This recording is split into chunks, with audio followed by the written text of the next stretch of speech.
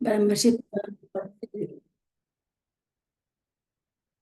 ముందుగా బ్రహ్మర్షి పితామహ పత్రిజీ గారికి, స్వర్ణమాల మేడం గారికి, వంశీకిరణ్ మాస్టర్ గారికి, సుకన్య మేడం గారికి నా ఆత్మ ప్రణామాలు తెలియజేసుకుంటున్నాను. అదేవిధంగా సీతారామ లక్ష్మణులకి, హనుమంతుల వారికి, వారి పాద పద్మాలకు నమస్కరిస్తూ వారి ఆశీస్సులను కోరుకుంటున్నాను.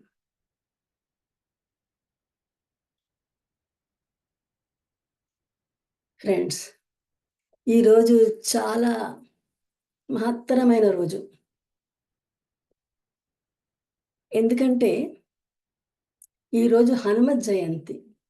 అంటే ఇండియాలో, మన భారతదేశంలో నిన్నటికి అయిపోయింది గురువారము. కాకపోతే ఈరోజు యూఎస్‌లో ఇంకా గురువారమే ఉంది. కనుక ఇక్కడ ఇంకా ఈరోజు హనుమత్ జయంతి జరుపుకుంటున్నారు. సో, ఇంతటి మహత్తరమైన రోజున నాకు హనుమంతుని యొక్క స్వామి యొక్క దివ్య మహిమల గురించి చెప్పుకోవడానికి కోసమని వచ్చిన ఈ అవకాశానికి నేను ఎంతో సంతోషిస్తున్నాను ఫ్రెండ్స్. 1 మినిట్.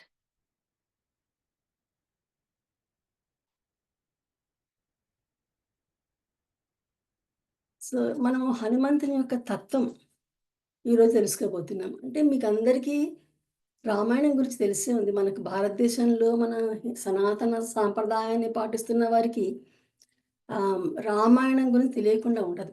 ఆది కావ్యం అంటాం రామాయణాన్ని మనం. అయితే ఫ్రెండ్స్, వేదాలు మన సనాతన హిందూ సాంప్రదాయానికి, అది 4 వేదాలు కూడా ఒక పునాది స్తంభాల లాంటివి.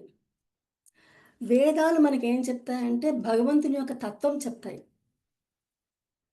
మరి రామాయణం, భాగవతం లాంటివేంటంటే ఆ భగవంతుని యొక్క తత్వాన్ని కథల రూపంలో మనకు వివరిస్తాయి. సో, మనం రామాయణం దగ్గరికొచ్చేసరికి మనకు శ్రీరాముడు, సీతామాత, హనుమంతుల వారు ముఖ్యమైన పాత్రలు. ఈ మనకు ఈ 3 పాత్రల చుట్టూ దాదాపుగా రామాయణం అంతా తిరుగుతుంది. అయితే హనుమంతుని గురించి మనం చెప్పుకుందాము, హనుమంతుని తత్వం గురించి చెప్పుకుంటాము అంటే, అదేదో ఒక దేవుని గురించిన కథ కాదు ఫ్రెండ్స్. ఆయన తత్వం మనకు మానవ జీవితంలో మన ఆధ్యాత్మిక సాధనకు అది ఎంతో ముఖ్యమైనటువంటిది. ఆయన గుణాలను మనము ఆకళింపు చేసుకోవాలి. అత్యున్నతుల గుణాల సమ్మేళనమే హనుమాన్. అయితే ఆయన ప్రతి చర్య, ప్రతి గుణము కూడా వెనక ఒక లోతైన తాత్విక దాగి ఉంటుంది తత్వం. అతని తత్వం అర్థం చేసుకొని, మనము అది ఆకళింపు చేసుకొని, దాన్ని ఆచరణలో పెడితే గనక మనం ఒక పరిపూర్ణ మానవుడిగా ఎలా జీవించాలి, ఎలా దైవాన్ని చేరుకోగలము అనేది మనకు చూపిస్తుంది. అయితే రామాయణం అనగానే మనకు రాముడు, మిగతా అంతా కథ మనకు తెలుసా. సుందరకాండ దగ్గరికొచ్చేసరికి మన మొత్తం కథ అంతా టర్న్ అయిపోతుంది ఫ్రెండ్స్. అసలు హనుమంతుని పాత్ర రావడంతోనే అది రామాయణం అంతా సుందరంగా అయిపోతుంది. అయితే ఈ పేరు ఏమిటి? చాలా వాల్మీకి మహర్షి మిగతావన్నీ బాలకాండ, అయోధ్యకాండ అలా పెట్టారు కానీ, మరి సుందరకాండ అని పెట్టడమే విచిత్రంగా అనిపిస్తుంది. సుందరకాండ అని ఎందుకు పెట్టారు? మరి దాదాపుగా రామాయణంలో ఈ సుందరకాండ అంతా హనుమంతుల వారి చుట్టూనే తిరుగుతుంది కదా! అలాంటప్పుడు హనుమత్ కాండ అని పెట్టొచ్చు కదా! కానీ సుందరకాండ అని పెట్టారు. ఎందుకంటే ఆ సుందరకాండ మొత్తము కూడా ఎంతో, అంటే ఆయన రావడంతోనే అదంతా సుందరంగా మారిపోతుంది. అంతవరకు రాముడు రాముల వారు సీతాదేవి కోసం అంటే ఎడబాసి బాధపడ్డము అవన్నీ చూస్తాం. ఇక్కడికొచ్చేసరికి సీతాదేవిని కనుగొనడము, సీతమ్మ వారిని సాంత్వనపరచడము, ఆ వార్త వచ్చి రాముల వారికి తెలియచేయడము అంత సుందరంగా మారిపోతుంది. అదే కాకుండా హనుమంతుల వారు ఎప్పుడైతే గనక లంకా పట్టణానికెళ్తారో అక్కడంతా సుందరమైన దృశ్యాలు. లంక కాంచన లంక ఎంతో అందమైనదది. సువర్ణ మణిమ దీంతో గోపురాలతో ఎంతో అందంగా ఉంటుందంటారు. అది కాకుండా ఇంకొకటి ముఖ్యమైనది ఏంటంటే గనక, కొన్ని ప్రాంతాలలో ఈనాటికి కూడా హనుమంతుల వారికి పుట్టినప్పుడు అంజనాదేవి పెట్టిన పేరు సుందరు అట. సుందరుడు అని పేరుందట. అందుకనే దానికి సుందరకాండ అని కూడా అంటారని చెప్పి ఒక ఆహ్, ఇది ఉంది ఫ్రెండ్స్. అయితే మనము చూస్తాము. ఈ రామాయణం మొత్తం నేను చెప్పాను కదా! 3 పాత్రల చుట్టూ తిరుగుతుందనేసి. రాముడు, సీతమ్మ వారు అండ్ ఆహ్, హనుమంతుల వారు. రాముడు సాక్షాత్తు నారాయణ స్వరూపం. సీతమ్మ వారు శక్తి స్వరూపిణి. మరి హనుమంతుల వారు శివాంశ సంభూతుడు. చూసారా? సో, ఇక్కడ మరి రాముల వారు కానీ, సీతమ్మ వారు కానీ ఎటువంటి అద్భుతాలు, మహిమలు చూపించలేదు. ఎందుకంటే వారు శ్రీరాముడు ఒక నర రూపంలో వచ్చారిక్కడికి. కనుక ఆయన ఎటువంటి మహిమలు, అద్భుతాలు ప్రదర్శించలేదు. కానీ హనుమంతుల వారికి అటువంటి నియమమే లేదు. కనుక ఆయన రామాయణంలో అనేక అద్భుతాలు చూపించారు మనకి, ప్రదర్శించారు. లంకను దాటడం కానీ, ఈ లంక దహనం కానీ, ఇవన్నీ కూడా ఎన్నో అన్నీ చూస్తాం మనం అసలు. విచిత్రమైనవన్నీ కూడా మనము ఆయన చేయడం చూస్తాం. అయితే ఇక ఇప్పుడు మనము హనుమంతుల వారి యొక్క జననం గురించి చూద్దాం. ఈరోజు మనము ముఖ్యంగా జరుపుకుంటున్నాం కదా! హనుమత్ జయంతి గురించి. సో, మనం ఒకసారి హనుమంతుల వారి జననం గురించి చూద్దాము. అంటే ఈయన జన్మనే ఒక జననమే ఒక అద్భుతం. ఎందుకంటే ఈశ్వర తేజస్సుని పార్వతీమాత కొంతకాలం ధరించి తర్వాత అగ్నిదేవునికి ఇచ్చిందట. అగ్నిదేవుడు కొంతకాలం దాన్ని ధరించి వాయుదేవుడికి ఇచ్చాడు. ఆయనకు అప్పగించాడు వాయుదేవునికి. వాయుదేవుడు కూడా కొంతకాలం ఆ ఈశ్వర తేజస్సును ధరించి అంజనాదేవి తపస్సు చేస్తున్నప్పుడు తపస్సులో ఉన్న అంజనాదేవి గర్భంలో ప్రవేశపెట్టారట. అంటే ఈశ్వర తేజస్సు, పార్వతీమాత, తర్వాత అగ్నిదేవుడు, తర్వాత వాయుదేవుడు, తర్వాత అంజనాదేవి. ఈ అంజనాదేవి ఎవరు? ఈ అంజనాదేవి సామాన్య స్త్రీ కాదు ఫ్రెండ్స్. ఇది ఎవరంటే గనక పుంజిక స్థల అనేటువంటి అప్సరస ఆవిడ. అంజనాదేవిగా ఆవిడ జన్మించారు. పుంజిక స్థల అప్సరస. అప్సరసలందరూ కూడా క్షీరసాగర మథనంలో ఉద్భవించినటువంటి వాళ్ళు. మరి దివ్య పురుషుడైనటువంటి హనుమంతుల వారిని ధరించాలంటే దివ్య స్త్రీమూర్తులే కావాలి కదా! కనుక పుంజిక స్థలని అంజనాదేవిగా వచ్చి హనుమంతునికి జన్మనిచ్చింది. ఈయన అతిమానుష రూపం అంటారు హనుమంతుల వారిని. అయితే మనకు ఈయన జన్మ ఇచ్చినప్పుడు తర్వాత ఎలా కనిపిస్తారంటే కొద్దిసేపటికే ఒక నార బట్టలతో, జంజంతో ఈ చిన్ని హనుమంతుల వారు కనిపించారట తల్లిదండ్రులకి. ఇక్కడ మీకేం గుర్తొస్తుంది ఫ్రెండ్స్? నాకైతే శ్రీకృష్ణ జన్మం గుర్తొచ్చింది. అంటే శ్రీకృష్ణుల వారు కూడా జన్మించాక దేవకీ వసుదేవులకి పట్టు పీతాంబరాలతో శంఖచక్రాలతో దర్శనమిచ్చారు తల్లిదండ్రులకి. అలాగే ఇక్కడ హనుమంతుల వారు కూడా తన తల్లిదండ్రులకి జంజంతోనూ, నారబట్టలతోనూ కనిపించారట. ఇద్దరూ కూడా అంటే శ్రీకృష్ణ పరమాత్మ జగద్గురువు.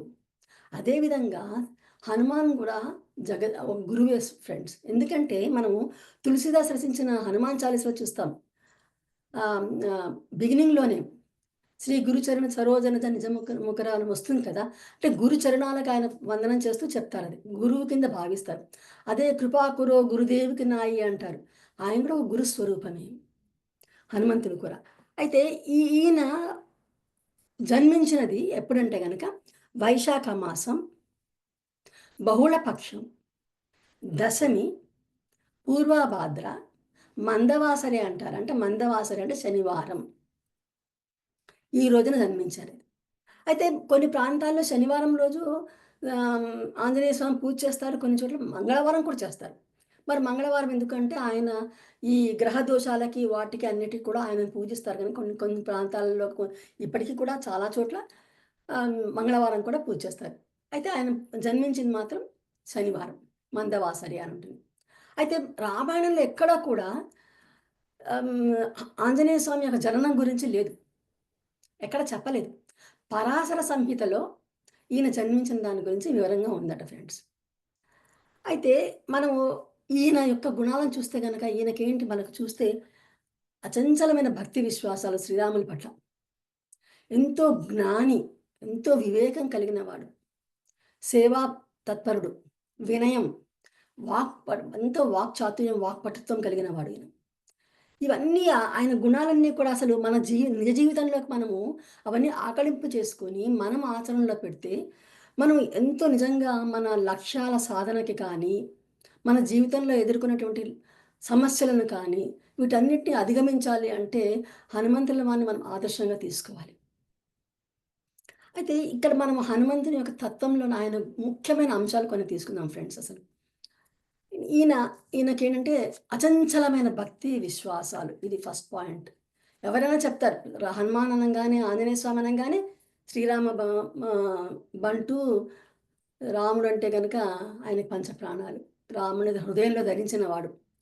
అయితే ఇక్కడ మనము ఇంత ఇంత భక్తి తత్పరతో కూడుకున్నవాడు కదా! ఆయనకి భక్తి, విశ్వాసం తనకున్న శక్తులు అన్నీ కూడా ఆయనకి ఎటువంటి బలము, శక్తి ఏదున్నా కానీ అవన్నీ కూడా శ్రీరామునికే ఆపాదిస్తారాయన. తనది కాదంటారు అంత భక్తి. అయితే ఇక్కడ మనము తత్వం ఏం తెలుసుకోవాలి మనం. ఓకే. భక్తి ఉంది. మనం కూడా ఒక్క భక్తితో ఉంటేనా సరిపోతుందా? కాదు. అది ఏమి అసలు ఆ తత్వం పట్టుకుందాం మనం ఇక్కడ. అంటే ఇక్కడ జీవాత్మ పరమాత్మతో ఎలా అనుసంధానం అవ్వాలి అనేది మనం ఇక్కడ పట్టుకోవాలి.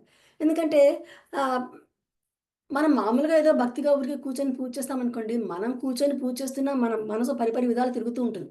అది కాదు. ఇక్కడ కనెక్ట్ కావాలన్నమాట. హనుమంతుల వారు అది చేశారు. జీవాత్మ ఆయన తత్వం నుంచి ఆయన భక్తి విశ్వాసాలను చూస్తే మనం ఏం నేర్చుకోవాలంటే గనుక భగవంతునితో మనం ఎలా అనుసంధానం అవ్వాలి? భగవంతుని పట్ల మనకి ఎంతటి మన అంటే అస్తిత్వాన్ని మర్చిపోవాలి మనం. మొత్తం పరమాత్మనే తను మన మన మన మన మనకు మొత్తం ఆయనే మనం ఉన్నదంతా ఆయన కోసమే అన్నట్టుగా మనం జీవించగలగాలి. అంటే మనం అహంకారం లేనటువంటి భక్తే పరమాత్మను చేరుకోవడానికి మనం దారిస్తుంది ఫ్రెండ్స్. అది ముఖ్యంగా మనం గుర్తుపెట్టుకోవాలంటే అహంకారం లేని పూర్తి ఆయన భక్తి విశ్వాసాలే దైవ సాక్షాత్కారానికి మార్గం. అయితే ఈ అచంచలమైన భక్తి విశ్వాసాలకి నేను ఒక చిన్న ఒక రామాయణంలోది తర్వాత ఆహ్, ఒక చిన్న సంఘటన చెప్తాను ఫ్రెండ్స్ నేను. అయితే ఇదేంటంటే గనక మొత్తం సీతారాములు అంతా అయిపోతుంది. అయోధ్యకి తిరిగి వస్తారు. శ్రీరామచంద్రుల వారు చక్కగా అయోధ్యని పరిపాలిస్తున్న రోజుల్లో, సంతోషంగా ఉన్న రోజుల్లో, ఆనందంగా ఉన్న రోజుల్లో ఒకసారి శివపార్వతులు రామచంద్రుల వారిని దర్శించడానికి కోసం వస్తారట అయోధ్యకి. పార్వతి, పరమేశ్వరులు ఇద్దరూ వస్తారు భూమి మీదకి. వచ్చి అప్పుడు ఆ కాలంలో అది సామాన్యమైనదే. మనం చూస్తాం సీతాయనంలో కూడా అసలకి. మనము యముడు రావడం ఇవన్నీ కూడా చూస్తాం రామాయణంలో కూడా. అయితే ఈ వచ్చినప్పుడు పార్వతీ పరమేశ్వరులు వస్తారు. రామచంద్రుల వారు, సీతామాత ఎంతో ఆనందంగా వాళ్ళని ఆహ్వానిస్తారు. ఎంతో సేపు మాట్లాడతారు చక్కగా. అంతా అయినాక సీతమ్మ వారంటారట, భోజనానికి రమ్మని పిలుస్తారు. భోజనానికి రమ్మని పిలిచినప్పుడు పరమేశ్వరుడు అడుగుతారట, "ఇంతసేపయింది నాకు హనుమ కనిపించలేదు ఎక్కడికెళ్లారు?" అప్పుడు రాముల వారు నవ్వుతూ అంటారట, "ఇంకెక్కడ ఉంటాడు హనుమ? ఉద్యానవనంలో ఉంటాడు" అని అంటారట. అంటే పక్కన తోటలో. సరే భోజనానికి రమ్మన్నా కానీ ఆహ్, పరమేశ్వరుడికేంటంటే ఫస్ట్ హనుమంతుల వారిని చూడాలనేసి. చూడాలి అన్న ఆతృత ఎక్కువైపోతుంది. కనుక ఫస్ట్ భోజనం కాకుండా హనుమని చూస్తానని చెప్పేసి ఆ ఉద్యానవనంలోకి వస్తారట. ఉద్యానవనంలోకొచ్చినప్పుడు ఆయన పరమేశ్వరుడితో పాటు పార్వతీమాత కూడా వస్తుందన్నమాట వెంట. వీళ్ళిద్దరూ వెనక ఉద్యాన తోటలోకొస్తారు. అక్కడ హనుమంతుల వారు ఒక మామిడి చెట్టు కింద ఆనుకొని, మామిడి చెట్టుకు ఆనుకొని చక్కగా పడుకొనున్నారట. పడుకొని చక్కగా గురకబెడుతున్నారు. మంచి నిద్దట్లో ఉన్నారు. కానీ విచిత్రం ఏంటంటే, ఆ గురక కూడా రామనామాన్ని ఉచ్చరిస్తోంది. ఈ రామనామం ఎంత ఆహ్, స స వినడానికి ఎంత ఇంపుగా ఉందంటే వీణుల విందుగా, ఆ మామిడి ఆకులు, ఆ కొమ్మలు, ఆ చుట్టుపక్కల ఉన్న చెట్లు, ఆ పూలు అన్నీ కూడా దానికి తగ్గట్టుగా లయబద్ధంగా అవి ఊగుతున్నాయట. అది చూసేసరికి పరమేశ్వరుడు ఆనందం పట్టలేకపోయాడు. వెంటనే ఏం చేశారాయన, ఆ తన్మయత్వంతో రామనామాన్ని గానం చేస్తూ నాట్యం చేయడం మొదలుపెట్టారట. అయితే అది సహజంగా భర్త చేసే నాట్యానికి ముగ్ధురాలిపై ఆమె కూడా నామం పాడుకుంటూ పరమేశ్వరుడితో పాటు పార్వతీమాత కూడా నాట్యం చేస్తుంది. సాక్షాత్తు పార్వతీ పరమేశ్వరులు నాట్యం చేస్తుంటే పైనుంచి అప్సరసలు, గంధర్వులు, కిన్నెరలు అందరూ చూసారు. చూసి వాళ్ళ ఆనందం పట్టలేక భూమిపైకి దిగి వచ్చి, వాళ్ళు కూడా వీరితో పార్వతీ పరమేశ్వరులతో పాటు నాట్యం చేయడం మొదలెట్టారట. అయితే మరి సీతామాత ఎదురు చూస్తున్నారు భోజనం కోసం అని చెప్పి ఇంతసేపయింది ఇంకా రాలేదు. అనేసి ఏం చేశారంటే లక్ష్మణ స్వామిని పంపించారట. నాయన వెళ్లి చూసిరా ఇంకా పార్వతీ పరమేశ్వరులు రాలేదు భోజనానికి ఏమైందో వెళ్లి చూసిరా అంట. వచ్చాడు లక్ష్మణ స్వామి. వచ్చినవాడు అక్కడ చూసాడు. అద్భుతంగా ఉంది అక్కడ దివ్యంగా ఉంది. అసలు ఆ ఆహ్లాదకరమైన వాతావరణంలో పార్వతీ పరమేశ్వరులు, అప్సరసలు వీరందరూ నాట్యం చేస్తున్నారు. కానీ హనుమ మాత్రం తన నిద్దట్లో హాయిగా ఉన్నారు. గురక పెడుతూ రామనామం వస్తోంది దాంట్లో. ఇక లక్ష్మణ స్వామి కూడా ఆయన కూడా నాట్యం చేయడం మొదలెట్టాడు. దాంట్లో తన్మయత్వంతో. ఇక లక్ష్మణుడు కూడా రాకపోయేసరికి సీతమ్మ వారు ఏం చేశారట, భరత శత్రుఘ్నులను పంపించారు. నాయన వెళ్లి చూసిరండి. ఇంతవరకు వెళ్ళిన వాళ్ళు రాలేదు. పార్వతీ పరమేశ్వరులు, లక్ష్మణ స్వామి కూడా రాలేదు. వెళ్లి చూసిరమ్మంటే వీళ్ళొచ్చారు. వీళ్ళు చూసారు. వీళ్ళు కూడా ఇంక తన్మయత్వంతో మర్చిపోయి ఇద్దరు కూడా నాట్యం చేయడం మొదలెట్టారన్నమాట. అయిపోయింది. అందరూ కలిసి నాట్యం చేస్తున్నారు ఆనందంగా. సీతామాత ఏంటి వెళ్ళిన వాళ్ళు వెళ్తూనే ఉన్నారు కానీ రావట్లేదు. ఇక లాభం లేదనుకుని రాముడిని పిలిచి పద మనం వెళ్లి చూసొద్దాము. ఏమైందో వీళ్ళు రాలేదు అని సీతారాములు ఇద్దరూ కలిసి తోటలోకొచ్చారు. వస్తే చూసేసరికి ఆశ్చర్యపోయారట. ఇంతమంది చక్కగా నాట్యం చేస్తుంటే హనుమ మాత్రం పడుకొని గురక పెట్టుకొని రామనామం వస్తుంది గురక పెడుతున్నారు. అప్పుడు ఎంతో ముగ్ధుడైపోయారట హనుమ భక్తికి. అంటే ఇంతమంది నాట్యం చేస్తున్నా దీంట్లో తన్మయత్వంలో ఉన్నాడు ఆయన అట్లాగే. అప్పుడు వెళ్ళి రాముల వారు హనుమ పక్కన కూర్చొని ప్రేమగా తల మీద చేయి పెట్టారట. రామ స్పర్శ తగలగానే హనుమంతుల వారు మేలుకున్నారు. అంటే చూడండి ఆయనంత కనెక్ట్ అయి ఉన్నారు రాముల వారితో. లేచి చూసారు. చూసేసరికి వీళ్ళందరిని చూసి సిగ్గుపడిపోయారు. అప్పుడు పరమేశ్వరుడు హనుమంతుని ఎంతో మెచ్చుకున్నారట. అది తన స్వామి ముందర తనని మెచ్చుకుంటుంటే సిగ్గుపడిపోయారట హనుమంతుల వారు. సో, తర్వాత సరే అందరం పోదామనేసి సీతమ్మ వారు లేపి అందరిని తీసుకొని భోజనానికి తీసుకొచ్చింది. అందరూ కూర్చున్నారు. హనుమ అంటారట, "నేను వడ్డిస్తాను" అని సీతమ్మ వారితో అంటే, "కాదు, కాదు నువ్వు భోజనం చేయాలంటారట." లేదు నేను వడ్డిస్తానంటే బలవంతంగా సీతమ్మ వారు భోజనాన్ని కూర్చోపెడతారు. కూర్చోబెడితే భోజనం చేస్తూ ఉంటుంటే, ఇంక సీతమ్మ వారు వడ్డిస్తున్నారు. కూర్చోవడం తడువు. పెద్ద పెద్ద ముద్దలు తీసుకొని హనుమ తింటూ ఉన్నారట. ఇంకా ఆపటం లేదు. ఎంత వడ్డిస్తే అంతా తినేస్తున్నారట హనుమంతుల వారు. అందరూ ఆ భోజనం ఆపేసి ఆశ్చర్యంగా చూస్తున్నారు. కానీ ఎవ్వరిని పట్టించుకోవట్లేదు. చక్కగా లాగించేస్తున్నారనమాట. ఇప్పుడు సీతమ్మ వారికి అర్థమైంది. అప్పుడేం చేశారంటే, ఒక తులసి దళం తీసుకొని దానిపైన శ్రీరామనామాన్ని రాసి హనుమంతుని ఆకులో పెట్టారట. ఎప్పుడైతే హనుమంతుల వారు అది తిన్నారో, వెంటనే ఆయన ఆకలంతా కడుపు నిండిపోయినట్టే తృప్తి అయిపోయిందట ఆయనకి. కడుపు నిండిపోయింది. ఇంక నాకు వద్దన్నట్లనమాట. అంటే చూడండి రామ స్పర్శ గాని, ఆయన నామం కానీ, ఆయనలో అంత భక్తిని మేల్కొల్పుతుంది. అసలే ఆయన భక్తి తత్పరుడు. తర్వాత ఆ నామం చాలు ఆయనకనమాట. అంటే మనం దీని నుంచి నేర్చుకోవాల్సిందేంటంటే గనక మనం కూడా ఆయన యొక్క భక్తి విశ్వాసాలను నాకున్నాడు భగవంతుడు. అంటే మనము పూజ చేస్తాం, అన్నీ చేస్తాం కానీ మనకు ఏదన్నా ఒక సమస్య ఎదురవుతే మనము ఆ భక్తి కాస్త మనకు అనుమానం, సంశయం కింద మారిపోతుంది. అది కాదు మనం హనుమ నుంచి నేర్చుకోవాల్సిన తత్వం ఏంటంటే ఇక్కడ జీవాత్మ పరమాత్మ పట్ల అంతటి అనుసంధానమై ఉండాలి అని ఒకటి నేర్చుకుంటాం ఫ్రెండ్స్. సరే. అయితే ఆహ్,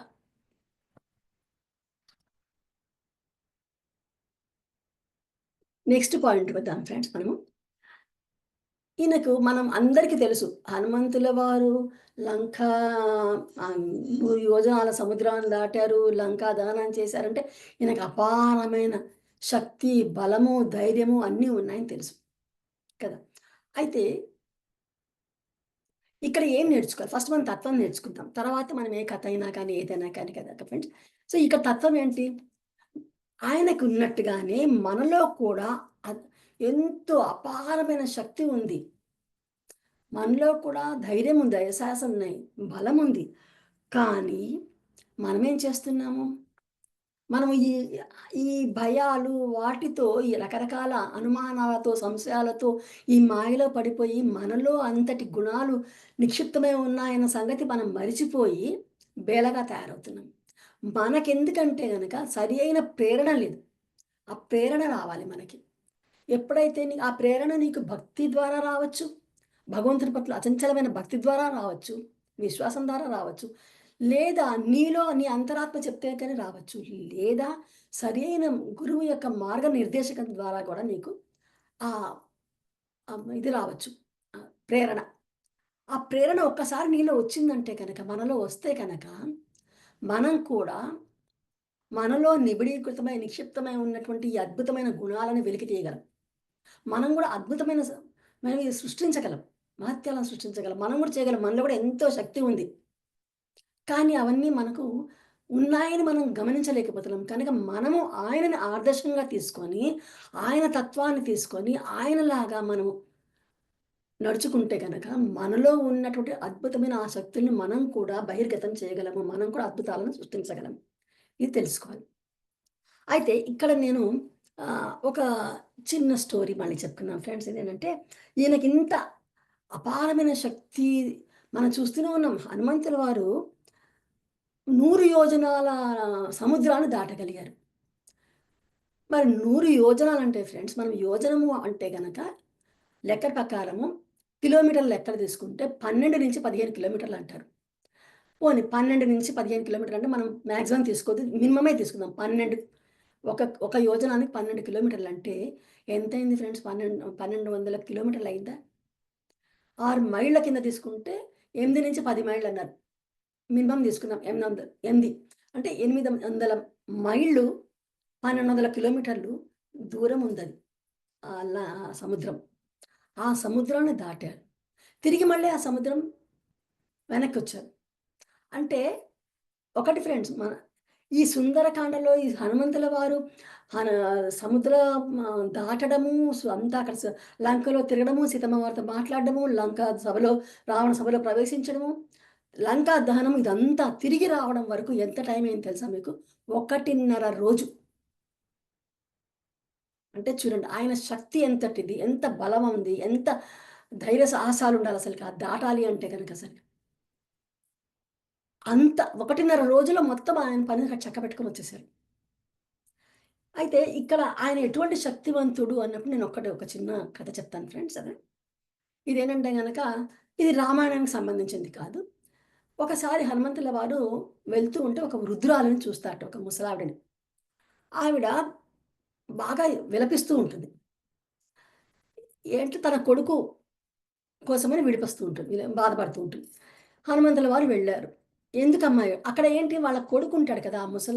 ముసలావిడ మనవడు. అంటే తన కొడుకుంటాడు ఆ పిల్లవాడు. తండ్రికేం కాలేదు నువ్వు బాధపడకు అని బుజ్జగిస్తూ ఉంటాడు. హనుమంతుల వారికి అర్థం కాదు. ఈయనేమో ఈ ఈ ముసలావిడేమో కొడుకు పోయాడని ఏడుస్తోంది. ఈ పిల్లవాడేమో ఏం కాలేదంటున్నాడు. ఈ సంగతి కనుక్కుందామని వస్తారు. వచ్చి అమ్మ ఏమైంది విషయం చెప్పమంటారు. అంటే అప్పుడు ఆవిడంటుంది కదా! ఆహ్, ఈ ఈ దేశపు రాజు బలధారి అనే రాజు నా కొడుకుని కుస్తీకి పిలిచాడు. అయితే ఈ బలధారి అనే రాజు బలమైనటువంటి వాళ్ళని, బాగా పుష్టి కలిగిన వాళ్ళని, కుస్తీ పట్టే వాళ్ళని అట్లాంటి వాళ్ళని ఏంటంటే గనక ఆహ్, పోటీలకు పిలుస్తూ ఉంటాడు. పిలిచినంక ఇంక తిరిగి వచ్చిన క్వెషన్ లేదు వాళ్ళది. అంటే వాళ్ళు వెళ్లారంటే అయిపోయింది. అయితే ఆయనేం చేస్తాడు ఆ బలధారి? ఆయనకొక వరం ఉంటుంది. బ్రహ్మ కోసం తపస్సు చేస్తే బ్రహ్మ అతనికొక వరం ఇస్తాడు. ఏంటంటే గనక ఎవరితో నువ్వు పోటీ పడ్డా, ఎవరితో నువ్వు యుద్ధం చేసినా, వాళ్ళ యొక్క శక్తి మొత్తం నువ్వు లాగేసుకుంటావు. నీకొచ్చేస్తుంది ఆ శక్తి అంతా కూడా. అని ఆ బలధారి అనే రాజుకి బ్రహ్మదేవుడు వరమిచ్చాడు.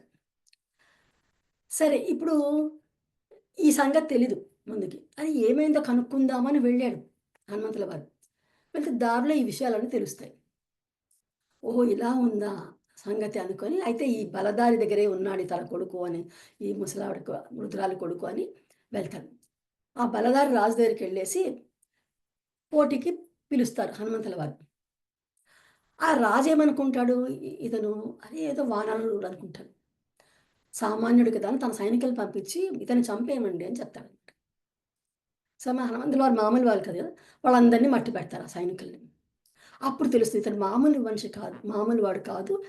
మంచి బలసంపన్నుడు అని తనే వస్తాడు. వచ్చి ఏం చేస్తాడంటే గనుక పోటీ పడతాడు. అయితే ఆయన ఏం చేస్తాడు బలధారి హనుమంతుల వారి చెయ్యి పట్టుకుంటాడు. ఎప్పుడైతే చెయ్యి పట్టుకొని యుద్ధం చేస్తుంటాడో ఈయన శక్తంతా ఆయన గుంజేసుకుంటుంటాడనమాట.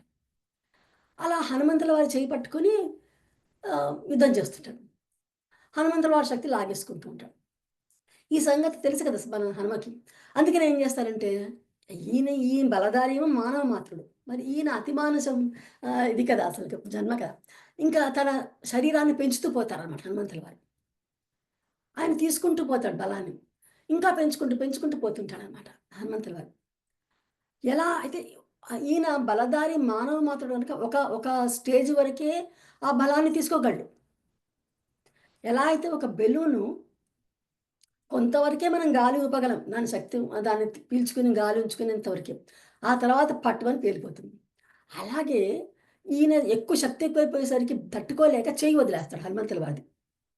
కానీ ఈయన హనుమంతుల వారు చాలా తెలివి కదా! హనుమ ఏం చేస్తారంటే ఆయన చెయ్యి పట్టుకుంటాడు. పట్టుకొని తన శరీరాన్ని పెద్దగా పెంచేస్తాడనమాట. శక్తి తీసుకుంటున్న కొద్దీ ఏమైపోతుందంటే తట్టుకోలేక అది ఎక్కువైపోయి శరీరంలో ఒక్కసారిగా వేల ముక్కలైపోతుందంట ఆ బలధారి శరీరం. అతను మరణిస్తాడు. అప్పుడు అతని బందీలో ఉన్నటువంటి అందరిని విడిపించి చాలామంది ఉంటారన్నమాట. అంటే వాళ్ళనేం చేస్తాడు వాళ్ళందరితో యుద్ధం చేసి, వాళ్ళ శక్తంతా తీసుకొని వాళ్ళు ఉట్టి ఎముకల గుడిలా తయారైనప్పుడు వాళ్ళని బంధించి వాళ్ళకి తిండి పెడతారు మళ్ళీ అన్నమాట ఆయన పెట్టేవాడు. పెట్టి మళ్ళీ వాళ్ళు లావయ్యేసరికి మళ్ళా వాళ్ళతో యుద్ధం చేయడం, మళ్ళా ఆ శక్తిని తీసుకోవడం, వాళ్ళు మళ్ళీ ఎముకల పోగులా తయారు చేయడం. ఇలా జరుగుతుంటదన్నమాట. అక్కడ ఉన్న వాళ్ళందరిని విడిపిస్తారు హనుమంతుల వారు.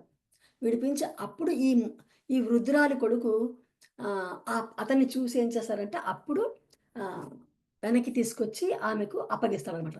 అతని పేరు ఆహ్, గజముఖి అనేదో ఉంటుంది ఫ్రెండ్స్. ఆ! ఒక్క నిమిషం పేరు కూడా చెప్తాను మీకు నేను.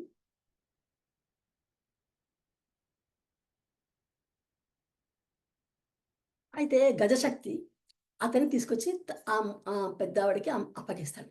అంటే నేను ఎందుకు ఈ స్టోరీ చెప్పానంటే ఆయన ఉట్టి శ్రీరామచంద్రుల వారికే కాదు సహాయం చేసింది. రామాయణంలోనే కాదు.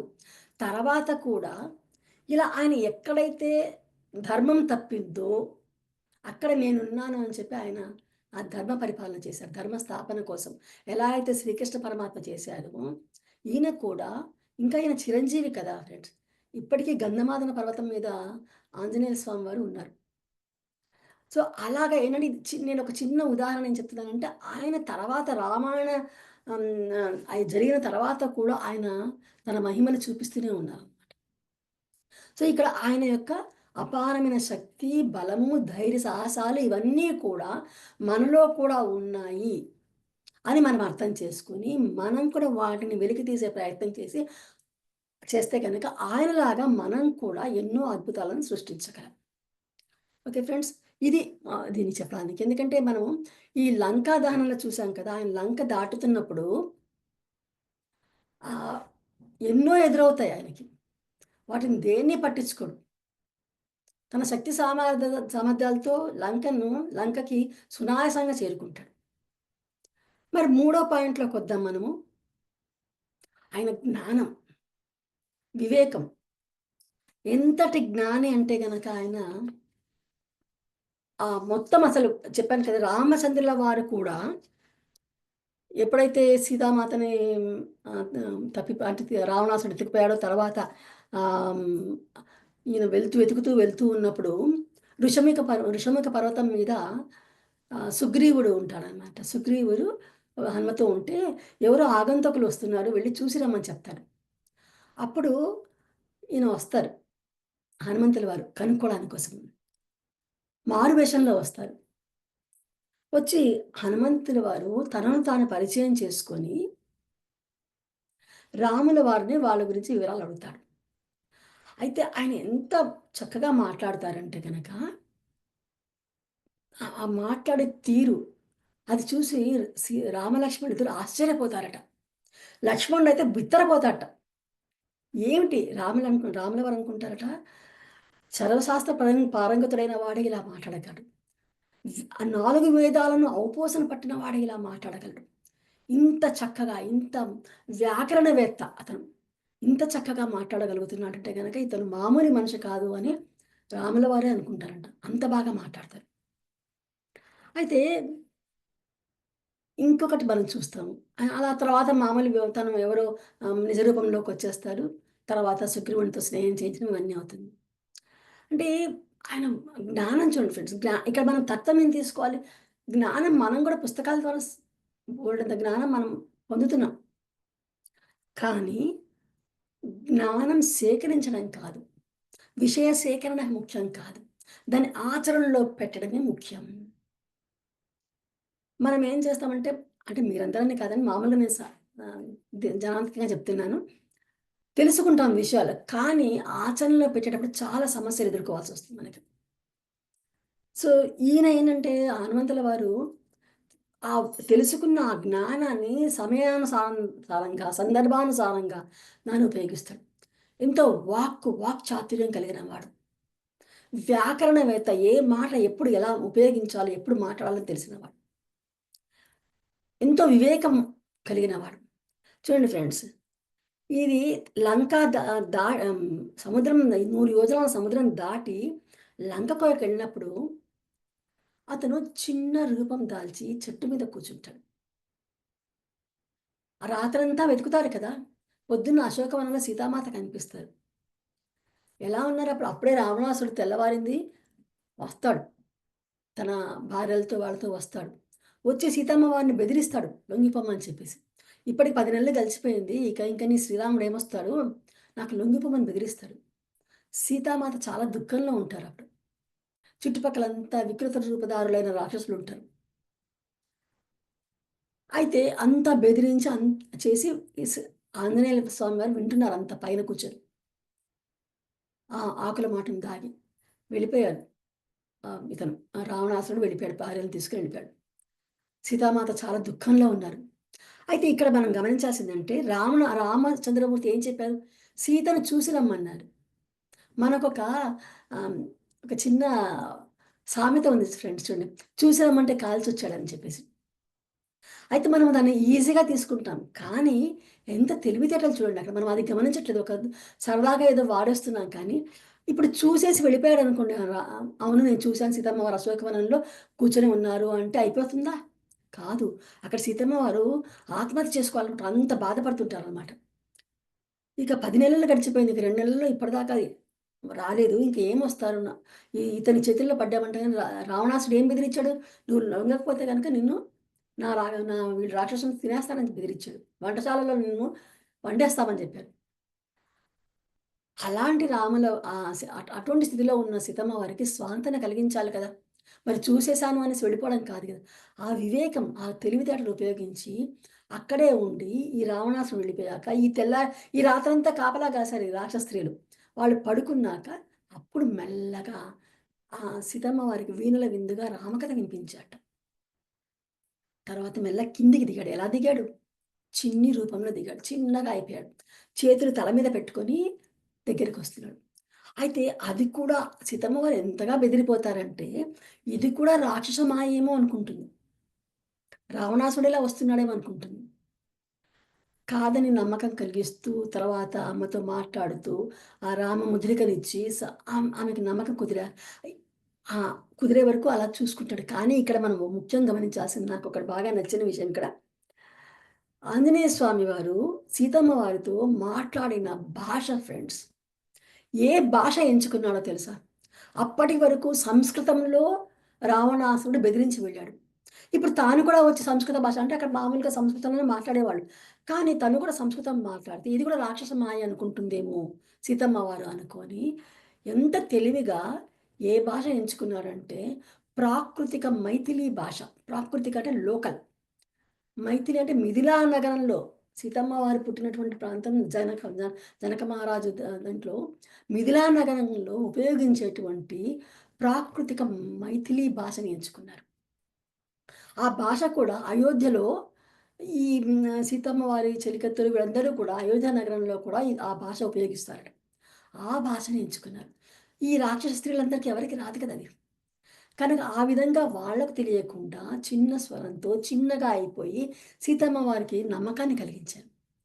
చూడండి అంటే ఎంతటి దూరం ఆలోచన ఉంది ఆయనకనేసి. సరే చూసాను, మాట్లాడాను అని వెళ్ళిపోయారా? లేదు. ఆయన రాజనీతి చూడండి హనుమంతుల వారిది. వచ్చాను కానీ ఇక్కడ క్షత్రియ యొక్క బలాబలాన్ని చూడాలి. తెలుసుకోవాలి. ఎంతటి బలవంతుడు అని తెలుసుకోవాలంటే మరి ఏదో ఒకటి చేయాలి కదా! అందుకని ఏం చేశాను సీతమ్మ వారికి నమ్మకం కలిగించి అన్నీ చేశాక, అక్కడ మకరధ్వజం పైన ఆ పైన కూర్చొని, అక్కడ ఆకులను, చెట్లను, పూలను అన్నీ తుంపేసి, పండ్లన్నీ తినేసి, పడేసి, స్తంభాలన్నిటిని విరిచేసి, నానా గందరగోళం చేస్తారు. అప్పుడు కావాలని రావణ సభలో ప్రవేశించడానికి కోసం ఇవన్నీ చేస్తాడు. రావణుని యొక్క శక్తి సామర్థ్యాలు ఏంటో తెలుసుకోవడానికి కోసం ఆ పని చేస్తారు. ఏదో చూసామంటే కాల్చొచ్చినట్టు ఏదో వానర బుద్ధిలాగా అని మనం అనుకుంటాం. కాదు. ఈయన రాజనీతిజ్ఞుడు. ఎంత దూరదృష్టితో చేశాడు చూడ్డాను. అలా చేస్తే ఆ తర్వాత అందరితో యుద్ధం చేసి అక్షయ కుమారుడిని చంపేస్తాడు. చిన్నవాడైనాక తర్వాత ఇంద్రజిత్తు వస్తాడు. బ్రహ్మాస్త్రం వేస్తాడు. బ్రహ్మాస్త్రం వేసినా గాని ఈయనకేమీ ఆ బ్రహ్మాస్త్రం మీద నీకు తగలదు. పని చేయదు. అయినా కానీ ఆ బ్రహ్మాస్త్రానికి విలువనిచ్చి రావణ సభలో ప్రవేశించడానికి కోసం కట్టుబడిపోతాడు. తర్వాత రావణ సభలోకెళ్తారు. వాళ్ళకి తెలియకుండా వాళ్ళు తాళ్ళతో కడతారు. రాక్షసులు వాళ్ళు. వాళ్ళకి తెలీదు. అంటే బ్రహ్మాస్త్రం వేసినప్పుడు, కట్టుబడినప్పుడు దేనితోనూ కట్టాల్సిన అవసరం లేదు. ఆటోమేటిక్‌గా కట్టుబడిపోతారు వాళ్ళు. ఎప్పుడైతే వేరే వాటితో కట్టుతారో అది ఆ బ్రహ్మాస్త్రం కూడా విడిపోతుందనమాట. అయినా కానీ అలాగే ఉంటాడు. అంటే రావణ సభలోకెళ్ళి రావణుడికి చెప్తాడు. నేను రాముడి యొక్క బంటుని.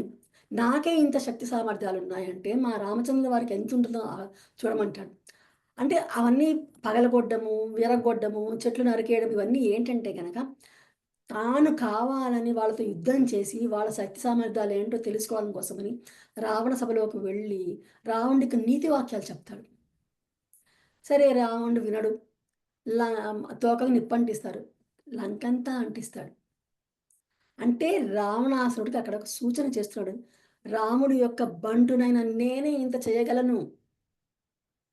మరి మా రాముడు ఎంత చేయగలడు అని ఆయన ఒక వార్నింగ్ ఇచ్చాడనమాట. ఇచ్చి అంతా చేసుకొని మళ్ళా తన తోకను లంకంతా కాల్చి విదురుడిది మాత్రం విభీషణుడు మాత్రం ఆయన వదిలేస్తాడు. అది. తర్వాత తన తోకని సముద్రంలో ముంచి చల్లార్చుకొని మళ్ళీ సీతమ్మ వారి దగ్గరికొచ్చి చెప్పి మళ్ళీ వెనక్కి తిరిగొస్తాడు. Okay friends. ఇక్కడ ఆయన తెలివితేటలు, వివేకము, జ్ఞానం మనం చూస్తున్నాం. అంతేనా? రాముడి దగ్గరికొచ్చారు. లంక మళ్ళీ తిరిగి చూడండి లంక నుంచి 100 యోజనాల సముద్రం దాటుతున్నప్పుడు కూడా మైనాకుడొస్తాడు. నా మీద రెస్ట్ తీసుకోమని చెప్పి. కానీ తీసుకున్నాడా? హుహు. తన లక్ష్యం మీద గురి. అది లక్ష్య సాధన మీదనే అది అయ్యే వరకు తను అటు ఇటు చూసే ప్రసక్తే లేదు.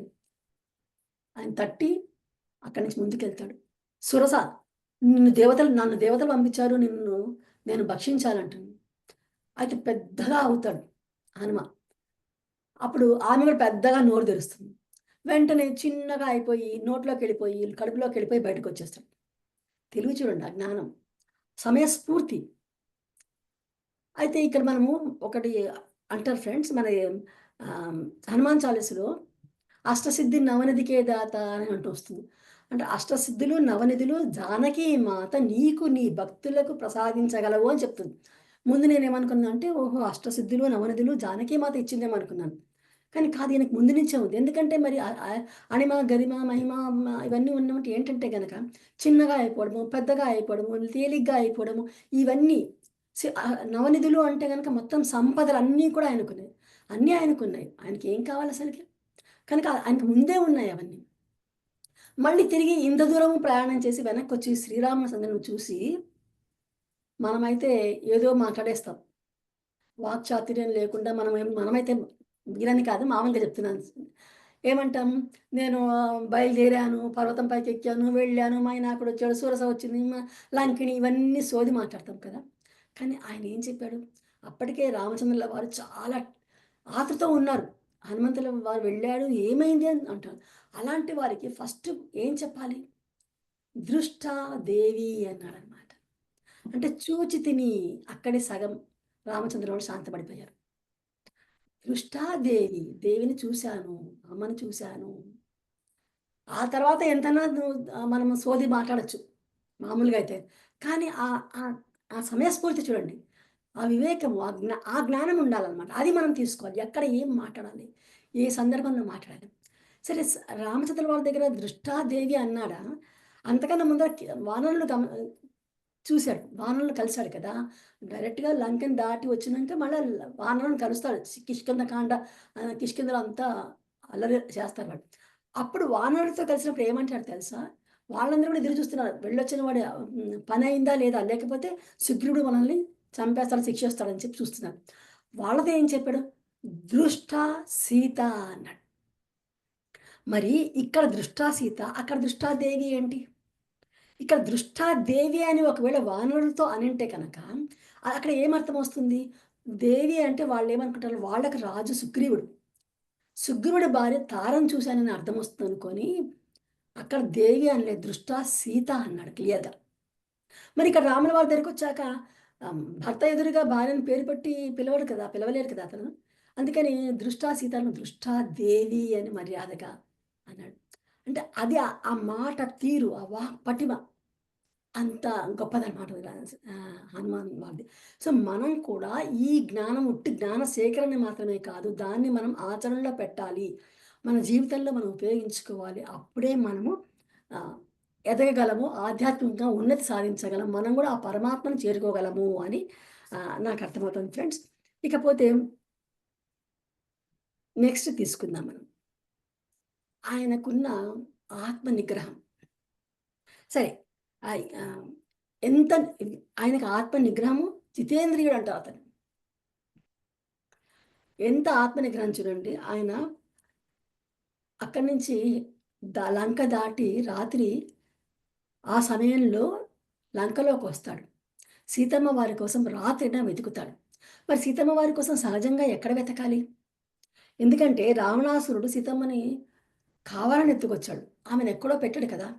కనుక ఏం చేస్తాడు, అంతఃపురంలోనే దాచి ఉంటాడు సీతమ్మ వారు. ఎందుకంటే అంత ప్రేమగా కావాలని తెచ్చుకున్నవాడు ఎక్కడో వదిలేయడు కదా! అంతఃపురంలోని స్త్రీల మధ్యనే వెతకాలి కదా! స్త్రీలలోనే వెతుకుతాడు. అప్పుడు ఎలా ఉన్నారు ఆ రాత్రిపూట స్త్రీలందరూ కూడా? మద్యం మాంసాలు భుజించి, తాగేసి సరి అయిన వస్త్రధారణ లేకుండా అందరూ నిద్రావస్థలో వివిధ భంగిమల్లో పడుకొని ఉన్నారనమాట. కానీ ఇక్కడ హనుమంతుల వారు ఆజన్మ బ్రహ్మచారి. ఆయన. ఆయనకేంటంటే గనక తన లక్ష్య సాధనే ముఖ్యం. అంతే. అక్కడ తను వచ్చిన పని సీతాన్వేషణ కోసం. అంతమందిని చూసినా కానీ అందమైన స్త్రీలు కూడా ఉన్నారు. ఎంతమందో అందమైన స్త్రీలు, అందమైన దృశ్యాలు, అంత దీపాలతో ఎంతో అందంగా వెలిగిపోతుంది. ఎక్కడ మనసు చలించలేదు అతనికి. అంత ఆత్మ నిగ్రహం. జితేంద్రియుడు. అతని ఇంద్రియాలన్నిటిని తన నియంత్రణలో పెట్టుకున్నవాడు. అయితే ఈయన ఆజన్మ బ్రహ్మచారి కదా! నాకొకటి అనిపించిందనమాట. మామూలుగా ఈ రోజున అంటే ఈ హనుమ జయంతి రోజున మనము ఆహ్, ఆంజనేయ స్వామికి సువర్చలాదేవి కూడా వివాహం చేస్తారు. హనుమంతుల వారి వివాహం చేస్తారు. మరి ఆజన్మ బ్రహ్మచారి అంటారు. ఈ వివాహం జరుగుతుంది ఏంటి నాకు అని అనిపించింది. తర్వాత నాకు తెలిసిందనమాట. అంటే దీనికో చిన్న స్మాల్ ఇన్సిడెంట్ చెప్తాను ఫ్రెండ్స్. అంటే ఏంటంటే స్ ఈయన హనుమంతుల వారు సూర్య భగవానుడి దగ్గర విద్య నేర్చుకుంటాడు. సూర్యుడు ఈయనకి గురువు. నేర్చుకుంటున్నప్పుడు విద్యను ఆయనతో పాటు తిరుగుతూ విద్యను అభ్యసిస్తూ ఉన్నప్పుడు ఒక విషయం దగ్గరికొచ్చేసరికి ఏమంటాడంటే సూర్యభగవానుడు, "ఈ విద్య నేర్చుకోవాలంటే" అంటే ఒక భాగమైన విద్య నేర్చుకోవాలంటే వివాహితుడివై ఉండాలి అని అంటారనమాట. వివాహితలు కాని వారికి, వివాహం చేసుకొని వారికి ఈ విద్యకు అనర్హులు కనుక నేను చెప్పడానికి లేదు అంటాడు. మరి హనుమంతుల వారికి చాలా ఆహ్, నేర్చుకోవాలని తపన. అప్పుడు సూర్యభగవానుడు ఏం చేస్తారంటే, తన తేజస్సుతో, తన శక్తితో ఒక కన్యను సృష్టిస్తాడు. ఆవిడే సువర్చలాదేవి. ఆ సువర్చలాదేవి కూడా ఆవిడ కూడా ఈ వివాహం పట్ల సుముఖత లేదు. ఆవిడ తపస్సు చేసుకోవాలని కోరిక. తను సృష్టించాడు కదా సూర్యభగవానుడు. అప్పుడు ఆ సువర్చలకును ఆంజనేయ స్వామికిను వివాహం చేస్తాడు. వివాహమైన వెంటనే సువర్చల కూడా తపస్సు చేసుకోవడానికి వెళ్ళిపోతుంది. ఇక ఆ తర్వాత వివాహం అయిపోయింది కనుక, ఆ విద్య నేర్చుకోవడానికి అర్హుడు కనుక, ఆ విద్యను బోధిస్తాడు సూర్యభగవానుడు. అయితే దానికి సంబంధించి ఈ నేటికి కూడా మనం తెలుగు రాష్ట్రాల్లో కొన్ని చోట్లల్లో హనుమ జయంతి రోజున హనుమాన్‌జీకిను సువర్చల వివాహ కళ్యాణం చేస్తూ ఉంటారు ఫ్రెండ్స్. అయితే మనం ఏం ఏం తెలుసుకోవాలిక్కడ? మనం ముఖ్యంగా ఇప్పుడు నేను తెలుసుకోవాల్సింది ఏంటి అంటే గనక, ఈ ఆత్మ నిగ్రహం. ఈ ఆత్మ నిగ్రహం అనేది మనకు ఆధ్యాత్మికంగా ఎదగాలి అంటే అత్యంత ముఖ్యమైనటువంటిది. అత్యంత ముఖ్యమైన గుణం. ఎందుకంటే కోరికల బారిన పడకుండా మన మనస్సుని నియంత్రించుకుంటూ మన లక్ష్యాలను సాధించాలి. మనం అనుకుంటాం ఫ్రెండ్స్, అబ్బో! నేను బాగా ధ్యానం చేయాలి, ఎంతో ఎదగాలి అని అనుకుంటాం. ఒకసారి ధ్యానంలో కూర్చునగానే మన మనసు పరిపరి విధాల పోతూ ఉంటుంది. మళ్ళా ఏదో కంట్రోల్ చేసుకుంటాం. మళ్ళా మామూలు భౌతికంగా వచ్చేసరికి మళ్ళా అది కావాలి, ఇది కావాలి, దీని గురించి, దాని గురించి ఆలోచనలు పోతుంటాయి. మిగతా వాళ్ళ విషయం వేరే. ఆధ్యాత్మికంగా నువ్వు ఎదగాలి అనుకున్నప్పుడు ఆత్మ నిగ్రహం ఎంతో ముఖ్యం. మనం విశ్వామిత్రుడు చూస్తాం. అంతటి విశ్వామిత్రుడు కూడా, అంత తపశ్శక్తి సంపన్నుడు కూడా ఎన్నో సార్లు ఈ ఇంద్రియ నిగ్రహం లేక తపశ్శక్తి కోల్పోయాడు. తిరిగి తిరిగి వేల సంవత్సరాలు ధ్యానం అతను తపస్సు చేయాల్సొచ్చింది. సో, మనకంత వేల సంవత్సరాలు లేదు. మనకున్న దాంట్లోనే మనం కొన్ని గంటలన్నా మనము ధ్యానానికి ఉపయోగించుకొని మనము చేయాలి. ధ్యానం చేసి మనము ఆధ్యాత్మికంగా ఉన్నతంగా ఎదగాలి ఫ్రెండ్స్. సో, ఇక్కడ మనం ఇంకొకటి నెక్స్ట్ పాయింట్‌లోకెళ్దాం ఫ్రెండ్స్. అంటే మనం ముందు ఆయన అచంచల భక్తి విశ్వాసాలను ఒకటి తీసుకోవాలి. దాని ద్వారా జీవాత్మ పరమాత్మని ఎట్లా చేరగలడో, ఎలా అనుసంధానం అవ్వాలని మనం చూస్తాము. ఆయన అపారమైన శక్తి, బలము, ధైర్య సాహసాలను చూసాము. తర్వాత ఆయన వినయం, జ్ఞానం, వ్యాకరణవేత్త, వాక్పటుత్వం అవన్నీ చూస్తాం. అయితే ఇక్కడ నాకు వాక్పటుత్వం అన్నప్పుడు నాకొక మాట గుర్తొస్తుంది ఫ్రెండ్స్. ఒకసారి మీ అందరికి తెలిసే ఉంటుంది. కంచి కామకోటి పీఠాధిపతి అయిన ఇంతకుముందు ఉన్న చంద్రశేఖర సరస్వతి స్వామి వారు పెరియవ అంటారు. అలాగే నడిచే దైవం అంటారు చాగంటి వారైతే గనక. ఆయన పెద్ద స్వామి అలా రకరకాలుగా పేరు పిలుస్తారు ఆయన. ఆయన ఉన్నప్పుడు ఒక ఆర్మీ ఆఫీసరు వెళ్తారు ఆయన దగ్గరికి. వెళ్ళినప్పుడు ఆయన అడుగుతారట ఆర్మీ ఆఫీసరు, "స్వామి ఆహ్, ఏంటంటే మేము యుద్ధంలో ఉన్నప్పుడు మాకు ఏదైనా ఒక చిన్న దైవ ప్రార్థన ఒకటి చెప్పండి." ఎందుకంటే మేము పెద్ద పెద్ద పూజలు, పునస్కారాలు మేము యుద్ధ సమయంలో అలాంటప్పుడు చేయలేము కదా మేము. మాకేదైనా ఒకటి చిన్నది నేర్పించండి, చెప్పండి అంటాడు. ఏదైనా ఒకటి మీరు నాకు తెలియజేయండి అని. అప్పుడు స్వా చంద్రశేఖర సరస్వతి స్వామి పెద్ద స్వామి వారు ఏమంటారంటే ఒక శ్లోకం చెప్పారు. అదే ఫ్రెండ్స్. బుద్ధిర్బలం యశోధైర్యం నిర్భయత్వం అరోగత అజాడ్యం వాక్పటుత్వం చ హనుమత్స్మరణాత్ భవేత్. అంటే మనకు అష్టసిద్ధులు, నవనిధులు అవసరం లేదేమో. కానీ ఇక్కడ అష్టసిద్ధులు ఉన్నాయి దీంట్లో. బుద్ధి, బలం, యశస్సు, ధైర్యం, నిర్భయత్వం, భయం లేకుండా ఉండడం. నిర్భయత్వం, అరోగత, రోగం లేకుండా ఉండడం. అజాడ్యం అంటే గనక సోమరిపోతుతనం లేకుండా ఉండడం. అలసత్వం లేకుండా ఉండడం. చురుకుగా ఉండడం. ఇది చాలదా మనకి? మన మనం సాధించాలనుకుంటున్న లక్షణాలకి ఆధ్యాత్మికంగా ఉన్నతంగా ఎదగాలంటే ఈ బుద్ధి, బలము, యశస్సు, ధైర్యము, వాక్పటుత్వం ఇవి ఉంటే మనకు చాలదా మన జీవితంలో వృద్ధిలోకి రావడానికి? ఏదైనా సంపాదించు మనం ఇవన్నీ మనలోకొస్తే గనక మనం గూడా అద్భుతాలు సృష్టించగలము. అష్టసిద్ధులు మనకొస్తాయి. సిద్ధులంటే మనకు డబ్బు వస్తుంది, సంపదలొస్తాయి, అన్నీ వస్తాయి. ప్రశాంతత కూడా ఉంటుంది. సో, ఈ ఇది చేసుకోమని చెప్పారట ఆ పెద్ద స్వామివారు. చిన్న సింపుల్. నేను నా కిడ్స్ మెడిటేషన్‌లో గూడా పిల్లలకి ఈ శ్లోకం నేర్పించాను. అంటే ఆ సమయంలో మనకు అవన్నీ ఆయనను చూసి ఇవన్నీ నేర్చుకోవచ్చు మనం. ఆ గుణాలను ఇంకించుకోవాలి. ఊరికే మనం పగలు, రాత్రి ఊరికే పూజ చేస్తే కాదు కదా! నేను ఇంకోటి కూడా గమనించాను ఫ్రెండ్స్. మనం ఈ ఇది చదివితే ఏమొస్తుంది? లలిత సహస్రం చదివితే ఏమొస్తుంది? విష్ణు సహస్రనామం చదివితే ఏమొస్తుంది? అని అనుకుంటుంటారు కదా! అయితే నేను ఒక్కొక్కసారి వాటి అర్థాలను చూస్తున్నప్పుడు అది ఆ భగవంతుని యొక్క తత్వం తెలుపుతోందది. ఆయన గొప్పతనం, ఆయన మహిమను చూపిస్తోందది. సో, అది పట్టుకోవాలి మనం. ఊరికే నెమరేసుకున్నట్టుగా కాకుండా, ఎప్పుడైతే గనక ఈ లలితా సహస్రనామంలో అత్యంత నిగూఢమైన రహస్యాలు దాగి ఉన్నాయి. అదేవిధంగా విష్ణు సహస్రనామం అవి పట్టుకోగలిగితే గనక మనం భగవంతునికి నిజంగానే ఆటోమేటిక్ మనలో ఆ భక్తి వచ్చేస్తుంది. అనుసంధానం అయిపోతాం మనం. సో, ఇది ఫ్రెండ్స్. సో, నెక్స్ట్ పాయింట్ అంటే ఆత్మ నిగ్రహం. ఆయన జితేంద్రియత్వం గురించి చెప్పాను. Fourth point. ఫిఫ్త్ పాయింట్‌లోకొద్దాం. ఆయన వినయం, నిస్వార్థ సేవ. సో, మనము ఇంత ఆ! పరాక్రమవంతుడు, వస్తాను.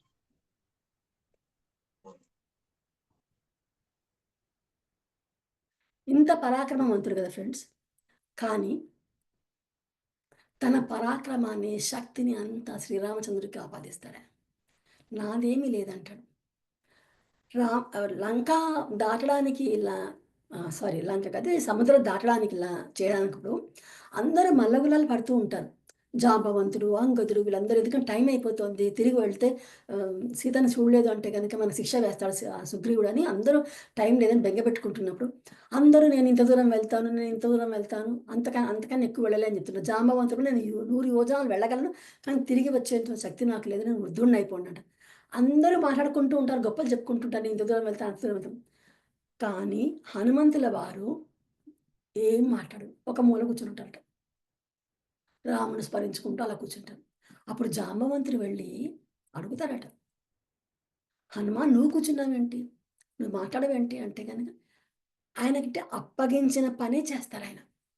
అప్పుడు ఆయన యొక్క గొప్పతనాన్ని జాంబవంతుడు చెప్తారనమాట. నీకింత శక్తి సామర్థ్యాలు కలిగిన వాడివి, నువ్వు వెళ్ళగలవు అని ఆయనకి బూస్ట్ చేస్తారనమాట. అప్పుడు హనుమంతుల వారు సిద్ధమైపోతారు. అంటే తనకు అప్పగించిన పని, అనవసరమైన పనిలోకి ఆయన తల దూర్చరు. అదేవిధంగా చెప్పిన పని సక్రమంగా చేస్తారు. సో, అంత పరాక్రమశాలి, అంత ఉన్నా కానీ ఆయన పైకి చెప్పుకోలేదసలు. ఎంత వినయం చూడండి. మరి ఇంకొకటి కూడా ఉంది ఫ్రెండ్స్ మనకి. రామాయణంలో ఒకసారి యుద్ధంలో ఇంద్రజిత్తు బ్రహ్మాస్త్రం ఏస్తాడు కదా! అందరూ పడిపోతారు. ఆఖరికి రామ, లక్ష్మణులు కూడా పడిపోతారు. ఆంజనేయుడికి బ్రహ్మాస్త్రంతో ఏమీ సంబంధం లేదు. అంటే ఏమీ కాదు ఆయనకి. అయితే జాంబవంతుడు కూడా వృద్ధుడైపోయాడు కదా! పడిపోయి ఉంటే, విభీషణుడు ఆంజనేయ స్వామిని తీసుకొని అంతా చూస్తుంటాడు, యుద్ధభూమంతా కూడా. అక్కడ జాంబవంతుడి దగ్గరికొచ్చి చూసి, "జాంబవంత ఎలా ఉన్నావు?" అని అడుగుతాడట. అప్పుడు జాంబవంతుడు ఏమంటాడంటే, "విభీషణ, హనుమ ఎలా ఉన్నాడు?" అని అడుగుతాడట. అప్పుడు విభీషణుడు అంటాడా, "జాంబవంత, రామలక్ష్మణుని అడగలేదు, సుగ్రీవుడిని అడగలేదు, మీ రాజు అయిన సుగ్రీవుడి గురించి. హనుమ గురించి అడుగుతున్నావేంటి?" అని అంటాట. అంటే, "విభీషణ, హనుమ క్షేమంగా ఉంటే అందరూ క్షేమంగా ఉంటారు" అనేసి. మరి అప్పుడు 2 సార్లు తెస్తాడు హనుమంతుల వారు సంజీవిని పర్వతాన్ని. అప్పుడోసారి పోయి తెస్తాడు. తెచ్చి అలా మనమైతే గనుక స్వార్థం కోసం ఉండనిలేము, తెచ్చుకున్నాం ఇంత కష్టపడి అని పెట్టుకుంటాం. కానీ తిరిగి మళ్ళీ అక్కడ పెట్టేసాడు. సో, అంత పరాక్రమశాలి చూడండి. ఒక సంజీవిని పర్వతమే తీసుకొచ్చిన స్వామి వినయంతో ఉంటాడు. మొత్తం అంతా రాముడికి అప్పగిస్తారన్నమాట. అంటే తన గొప్పతనం అంతా కూడా అసలకి. అంటే ప్రతిఫలం ఆశించకుండా చేయడమే మనం ఆయన నుంచి నేర్చుకోవాలి. అది గొప్ప మానవాళికి ఒక ఆదర్శం ఫ్రెండ్స్ ఆయన. నిస్వార్థ సేవ. అంటే ఇక్కడ మనము గొప్పతనం అంటే ఆయన మనిషిలో ఉన్న గొప్పతనం వినయంలోనే తెలుస్తుంది. ఏమీ లేని ఆకు ఎగిరెగిరి పడుతుంది, అన్నీ ఉన్న ఆకు అణిగిమణిగి ఉంటుంది అంటారు కదా! వినయం. వినయాన్ని నేర్పించాలి. అలా వినయంగా ఉంటాడనమాట. అహంకారం లేని సేవే దైవాన్ని చేరుకోవడానికి మార్గమవుతుంది. అంత వినయ విధేయతలతో ఉంటాడు. అంత నిస్వార్థంగా ఉంటాడు. అంత సేవ చేస్తాడు. మనం రామాయణం మొత్తం చూసినా కానీ, ఎక్కడ ఏ లబ్ధి పొందనిది ఒక్క హనుమంతుల వారే. ఆఖరికి రావణుడు కూడా, సీతమ్మ వారు, సుగ్రీవుడు ఏదో ఒక విధంగా విభీషణుడు ఒక లాభం పొందాడు. రాముల వారికి సీతమ్మ తిరిగి దొరికింది. సీతమ్మ కూడా రాముని దగ్గరికి చేరుకోగలిగారు. మరి సుగ్రీవుడికి రాజ్యం వచ్చింది. విభీషణుడుకు లంకా రాజ్యానికి రాజయ్యాడు. కానీ నిస్వార్థంగా ఎటువంటి ఏది అతనికి తన కోసం అంటూ చేసుకునేది లేదు. ఎటువంటి లబ్ధి పొందని వాడు ఒక్క హనుమాన్‌జీ మాత్రమే. ఆంజనేయులు వారు మాత్రమే ఫ్రెండ్స్. అంటే మనం ఏం చేయాలి ఇక్కడ? మనం ఏ పని చేసినా నిస్వార్థంగా చేస్తూ మనం ఏం నేర్చుకోవాల్సిందేంటంటే, దీంట్లో ఆయన తత్వం నుంచి తీసుకోవాల్సిందేంటంటే, నిస్వార్థంగా మనం చేసే ప్రతి పని కూడా భగవంతునికి సమర్పించుకొని, ఆయన చేతిలో ఒక మన పనిముట్టుగా భావించి, ఆ పనిని ఆయనకు సమర్పించాలి. ఇది మనం నేర్చుకోవాల్సింది ఫ్రెండ్స్. వినయం, నిస్వార్థ సేవ. Okay friends. లాస్ట్‌లో ఆహ్, శరణాగతి. ఇంక మరి శరణాగతికి ఆయన నుంచి ఇంకా వేరే ఏది చెప్పలేమసలకి. ఆయన ఏం చేసినా గాని రాముల వారు చూసాం ఈ కథల్లో వాటిల్లో మొత్తం ఆయన అంటే రాముల వారికే అన్నీ ఆపాదిస్తూ ఆయన మొత్తం తనను తానే సమర్పించుకున్నాడు. అయితే ఇంత శరణాగతి చేశాడు కనుకనే మనము రాముల వారు కూడా హనుమంతుడికి ఏమి ఇవ్వలేదు. ఆఖరికి పట్టాభిషేకం అయిన తర్వాత రాముల వారు అందరికి అన్ని బహుమానాలు ఇస్తారు. హనుమకేమి ఇవ్వరు. ఎందుకంటే రా శ్రీరాముని యొక్క అంతరంగంలో ఏముంటుందని ఏమిచ్చినా కానీ హనుమకు తక్కువే. హనుమ చేసిన సేవకి తను ఏమిచ్చినా సరిపోదు అని. ఏమి ఇవ్వరు. కానీ సీతమ్మ వారికి ఏమైనా ఇవ్వాలి అని కోరుకుంటుంది. ఆమె దగ్గర ఒక ముత్యాల హారం ఉంటుంది. అది చాలా ఆమె ఎక్కువ ఎంతో ప్రీతిగా పెట్టుకుంటారు. ఎందుకంటే, ఆ ముత్యాల హారము పుట్టింటి వాళ్ళు, అత్తింటి వాళ్ళు చేయించారు. దాంట్లో బంగారం శ్రీరామచంద్రుడు వేశాడు. దాని యొక్క లాకెట్లు తన చెల్లెళ్ళు చేయించారట. కనుక అత్తింటి వారు, పుట్టింటి వారు, భర్త, తన చెల్లెళ్ళు ఇంతమంది చేశారు కనుక అది ఎప్పుడు వదలలేదట. అలాంటి హారం తీసి ఇవ్వాలనుకోని చూపిస్తే గనుక శ్రీరాముని వంక చూస్తుందంట. అంటే అప్పుడు శ్రీరాముడు వెంటనే అర్థం చేసుకొని, "నీకిష్టమైన వారికి నీకెవరంటే ఎక్కువ వాత్సల్యమో వారికి ఇవ్వు" అని అంటారట. అప్పుడు సీతమ్మ వారు హనుమకిస్తారట అది. హనుమ అది వేసుకొని ఎంతో ఆనందపడిపోతారట. అయితే ఫ్రెండ్స్, మనము కొన్ని కథల్లో ఏం చూస్తామంటే, ఈ ముత్యాల హారం ఇచ్చిన వెంటనే హనుమంతుల వారు దాన్ని కొరికి, చూసి అలా పడేశాడు అని అంటుంది కదా! అయితే వాల్మీకి రామాయణంలో ఇది లేదు. ఇది ఒక కల్పిత కథ. అయితే నాకేమనిపిస్తుందంటే ఇది కల్పిత కథ అయినా కానీ, దాంట్లో ఒక మంచిని మనం తీసుకుందాం. ఏంటంటే గనక ఈయనకి ఎంత నిస్వార్థం అంటే గనక ఈయనకి అష్టసిద్ధులు, నవనిధులు ఈయన చేతిలోనే ఉంది. ఈయనకు ముత్యాలహారం పెద్ద ఇది కాదు. అంటే భగవంతుని కన్నా మిన్న నాకేది కాదు అని ఒక సందేశాన్ని ఆ కథ నుంచి తీసుకోవచ్చు మనం అనిపించింది నాకు. అసలు నిజంగా కథలో వాల్మీకి రామాయణం లేదు. ఎక్కడ పుట్టిందో మనకు తెలీదు. కానీ దాని నుంచి కూడా మనం ఒక సారాంశాన్ని తీసుకోవచ్చు. భగవంతుని మించిన ఏది మనకు ముఖ్యం కాదు అన్న భావనతో మనం ఉండాలి. అంటే నేనిక్కడ భగవంతుడు అంటే మీరు ఊరికే కూర్చొని ఒక దేవుడు, ఒక ఇది అని కాదు. ఏదైనా విశ్వమన్నా అనుకోండి, మీకిష్టమైన దీన్నన్నా అనుకోండి, మీ లక్ష్యాన్నన్నా అనుకోండి, ఏదన్నా కానీ దాని పట్ల మనకు అచంచలంగా దాని మీదనే మనకు దృష్టంతా ఉండాలనమాట. సో, ఈ శరణాగతిలో ఏంటంటే మనకు ఇది శరణాగతి చేస్తున్నాము అంటే మనం ఏదో నిస్సహాయంగా ఉన్నాము అని కాదు ఫ్రెండ్స్. మనకి ఇన్ని గుణాలు ఉంచుకొని బలము, శక్తి, ధైర్యము, భక్తి, వినయము, నిస్వార్థ సేవ అన్నీ ఉన్నా కూడా ఈ శరణాగతి ఉందనుకోండి, చేసిన సమస్త కర్మఫలాలు ఆయన సమర్పించుకుంటున్నాము అనుకోని చేయడం అది శరణాగతి అనమాట. దానికి భగవంతుడు సంతోషిస్తాడు. అది కావాలనమాట. అయితే అంటే సంపూర్ణ నమ్మకంతో మనల్ని ఆయన రక్షిస్తాడు అనుకొని చేయడం అది శరణాగతి. అయితే నేను కొంచెం చెప్పి ఆపేస్తాను ఫ్రెండ్స్ ఇక్కడ. ఆహ్, మనకు ఈ హనుమ, ఆంజనేయ ఈ 2 నామాలు మంత్ర సహితమైనటువంటివి ఫ్రెండ్స్ ఇది. మంత్రాలలాగా పనిచేస్తాయి. ఎందుకు అని అంటారు మీరు. అంటే ఇప్పుడు హనుమంతుల వారు పుట్టినప్పుడు ఏమవుతుందంటే, హనుమ అనే నామే మహా మంత్రంలాగా పనిచేస్తుందంటే, ఎందుకు అంటే చిన్నప్పుడు పుట్టిన తర్వాత సూర్యుడిని చూసి ఒక పండనుకొని ఎగురుతాడు కదా ఫ్రెండ్స్. అంటే బాలుడే పండనుకొని ఎగిరాడు. కానీ పరమాత్మలాగా, పరమేశ్వరుడిలాగా సూర్యుడి దగ్గరికి ఎగిరాడు. సూర్య భగవానుడే పసివాడు వస్తున్నాడు తన తేజస్సు తగ్గించుకుంటాడు. అప్పుడు వద్ ఇంద్రుడేం చేస్తాడు? తన వజ్రాయుధంతో హనుమంతుడిని కోస్తాడు. వజ్రాయుధం దెబ్బ కోసం మామూలుగా ఎవరు బతికి బట్టకట్టలేరు. అలాంటిది హనుమంతునికి దవడకు తగులుతుందది. దవడ తగిలి ఆయన స్పృహ తప్పి పడిపోతారు. అప్పుడు వాయుదేవుడు, వాయుదేవుడి పుత్రుడు కదా ఆయన. వాయుపుత్రుడు కనుక ఈయనకు వాయుదేవుడికి కోపం వస్తుంది. అనేసి వెంటనే ఆ బిడ్డను తను తీసేసుకొని వాయు స్తంభన చేసేస్తాడు. అంటే వాయువు గాలి వీచకుండా ఆపేస్తాడు. లోకాలన్నీ అల్లకల్లోలమైపోతాయి అప్పుడు. అప్పుడు బ్రహ్మదేవుడు వచ్చి అందరూ వేడుకుంటే బ్రహ్మదేవుడు వచ్చి ఆ బాలుడిని అప్పటికి ఆ పిల్లవాడిని తీసుకొని తన ఒళ్ళో కూర్చోపెట్టుకొని నిమురుతాడట తల. నిమిరేసరికి అతనికి స్పృహ వచ్చి లేస్తాడు హనుమంతుల వారు. అయితే హను అంటే గట్టి దవడ కలిగిన వాడు అని అర్థం. మాన్ అంటే గనుక దెబ్బ తగిలినవాడు. అంటే మరి దెబ్బ తగిలిన గట్టి దవడ కలిగిన వాడు అనే మాట మంత్రం ఎలా అయింది అని అడగచ్చు మనం ఎవరైనా. దానికి నేను ఒక చిన్న చెప్తాను. మీకందరికీ తెలుగు మనకు తెలిసిందే. తెలుగులో అచ్చులు, హల్లులు అని ఉంటాయి.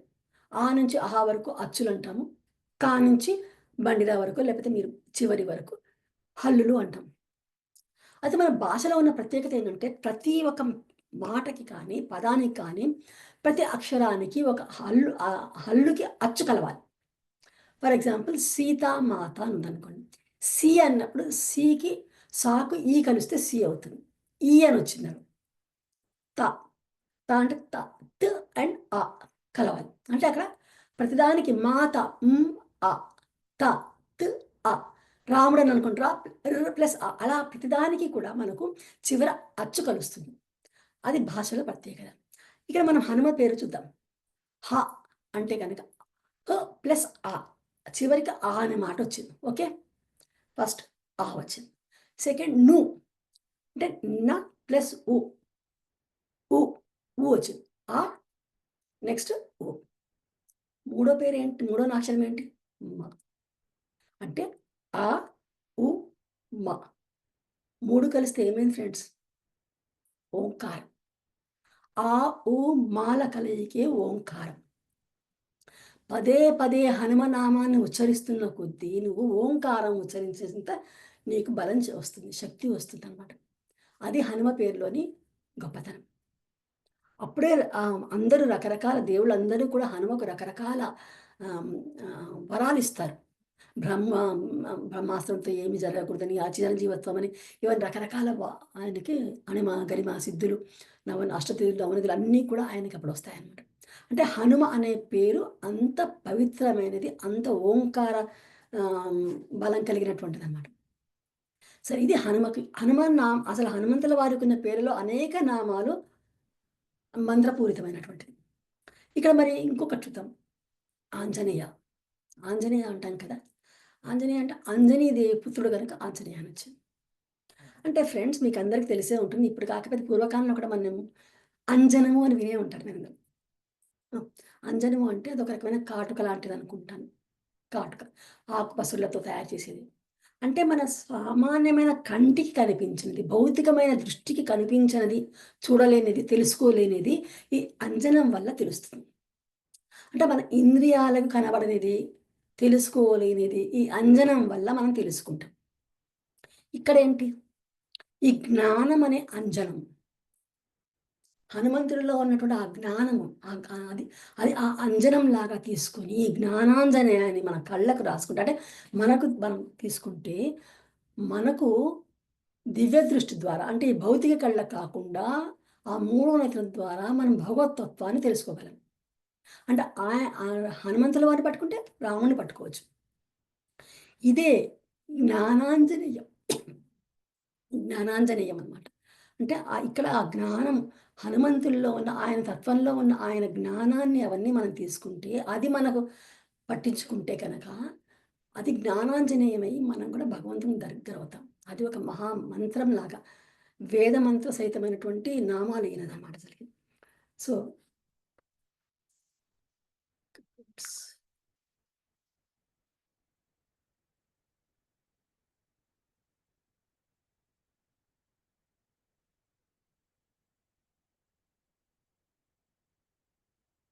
అది ఈ నామాలకున్న ప్రత్యేకత హనుమ నామానికిను నాకు ఈ హనుమ అన్నది తెలుసుకున్నప్పుడు చాలా ఆశ్చర్యం అనిపించింది. అంటే ఆవు, మాల యొక్క కలయికనే హనుమ అని ఆంజనేయం అంటే జ్ఞానాంజనేయంగా తీసుకొని మనం పట్టించుకుంటే ఆయన గుణాలను, ఆయన తత్వాన్ని మనలోకి ఇంకించుకుంటే మనం కూడా ఆయనంత గొప్పగా తయారు కాగలము. మనం కూడా ఆ పరమాత్మకి దగ్గర కాగలము. మనం సాధించాలనుకున్న ఆ లక్ష్యం ఏదో ఆధ్యాత్మిక లక్షణాలను మనం కూడా చేరుకోగలము అని నాకు అర్థమైంది ఫ్రెండ్స్.